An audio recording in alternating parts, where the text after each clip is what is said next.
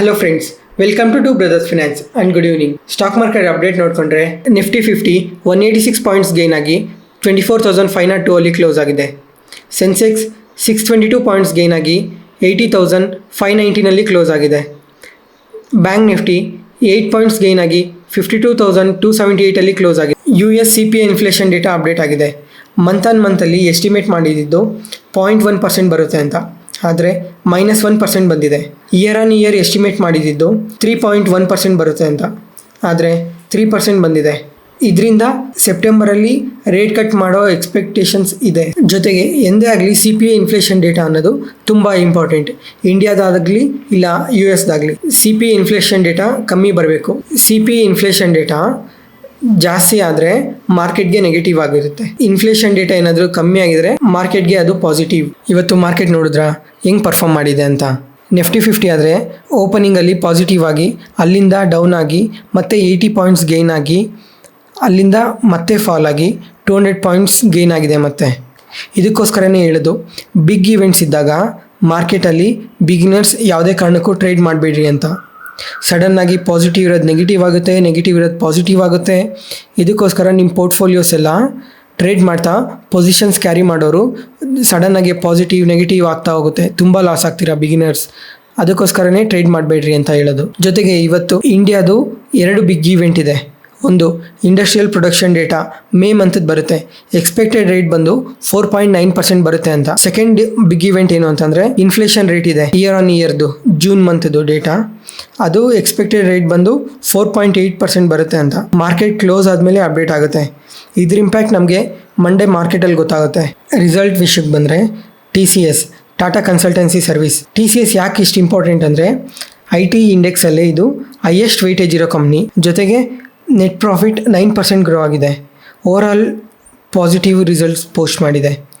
ಅದರಲ್ಲಿ segment wise ನೋಡಿಕೊಂಡ್ರೆ manufacturing ಥೀಮಲ್ಲಿ 9.4% grow ಆಗಿದೆ. ಎನರ್ಜಿ ರಿಸೋರ್ಸ್ ಆ್ಯಂಡ್ ಯುಟಿಲಿಟೀಸಲ್ಲಿ 5.7% ಗ್ರೋ ಆಗಿದೆ. ಮ್ಯಾನೇಜ್ಮೆಂಟ್ ಕಾಮೆಂಟ್ರಿಯಲ್ಲಿ ಈ ಫಿನಾನ್ಷಿಯಲ್ ಇಯರ್ 25 ಇನ್ನೂ ಬೆಟರ್ ಗ್ರೋತ್ ಇದೆ ಅಂತ ಹೇಳ್ತಾ ಇದ್ದಾರೆ. ಜೊತೆಗೆ ಇನ್ನು 5,000 ಎಂಪ್ಲಾಯೀಸ್ನ ಆ್ಯಡ್ ಆನ್ ಮಾಡಿದ್ದಾರೆ. ಈ ಕಮ್ಮಿಂಗ್ ನೆಕ್ಸ್ಟ್ 10 ಡೇಸಲ್ಲಿ IT ಸೆಕ್ಟರಲ್ಲಿ ವರ್ಕ್ ಮಾಡೋ ಕಂಪ್ನಿ ಎಲ್ಲ ರಿಸಲ್ಟು ಪೋಸ್ಟ್ ಮಾಡುತ್ತೆ. TCS ಇದಕ್ಕೋಸ್ಕರನೇ ಇವತ್ತು 6.5% ಗ್ರೋ ಆಗಿದೆ. ನಿಫ್ಟಿ 50 ಹೈಯೆಸ್ಟ್ ಕಾಂಟ್ರಿಬ್ಯೂಟ್ ಮಾಡಿದೆ ಇವತ್ತು.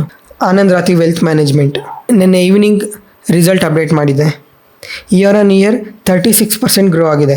ಎಬಿಟಾ 34% ಗ್ರೋ ಆಗಿದೆ. ನೆಟ್ ಪ್ರಾಫಿಟ್ 38% ಗ್ರೋ ಆಗಿದೆ. ಇವತ್ತು ಇನ್ನೂ ರಿಸಲ್ಟ್ಸ್ ಇದೆ. IREDA ರಿಸಲ್ಟ್ಸ್ ಪೋಸ್ಟ್ ಮಾಡಬೇಕಾಯಿತು, ಇನ್ನೂ ಮಾಡಿಲ್ಲ. ಮತ್ತು 5 ಪೈಸಾ ಕ್ಯಾಪಿಟಲ್ ರಿಸಲ್ಟ್ಸ್ ಇದೆ.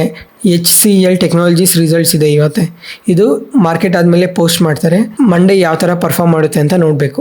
ಮಾರ್ಕೆಟ್ ಕೀ ಅಪ್ಡೇಟ್ ನೋಡಿದ್ರೆ ಅದಾನಿ ವಿಲ್ಮಾರ್ 67% ಸ್ಟೇಕ್ ಅಕ್ವೈರ್ ಮಾಡಿದೆ ಓಂಕಾರ್ ಕೆಮಿಕಲ್ಸ್ ಇಂಡಸ್ಟ್ರೀಸಲ್ಲಿ. LT food share price 3% rally ಆಯಿತು, ಯಾಕಂದರೆ UK ಮಾರ್ಕೆಟ್ಗೆ ಎಂಟರ್ ಆಗ್ತಾ ಇದೆ. IREDA Indian renewable energy development agency, ಈ ಕಂಪ್ನಿ ಒಂದೇ ಮಂತಲ್ಲಿ 60% ರಿಟರ್ನ್ ಕೊಟ್ಟಿದೆ ಇನ್ವೆಸ್ಟರ್ಸ್ಗೆ. ಈ ಕಂಪ್ನಿ Q1 ರಿಸಲ್ಟ್ಸ್ ಇವತ್ತು ಅಪ್ಡೇಟ್ ಆಗಬೇಕಾಯಿತು. ಈವ್ನಿಂಗ್ ಮಾರ್ಕೆಟ್ ಕ್ಲೋಸ್ ಆದಮೇಲೆ ಅಪ್ಡೇಟ್ ಆಗುತ್ತೆ. ಈ ಕಂಪ್ನಿ ರಿನ್ಯೂವಬಲ್ ಎನರ್ಜಿ ಸೆಗ್ಮೆಂಟಲ್ಲಿ ಲೋನ್ಸ್ನ ಪ್ರೊವೈಡ್ ಮಾಡುತ್ತೆ ಎಲ್ಲ ಕಂಪ್ನಿಗೂ.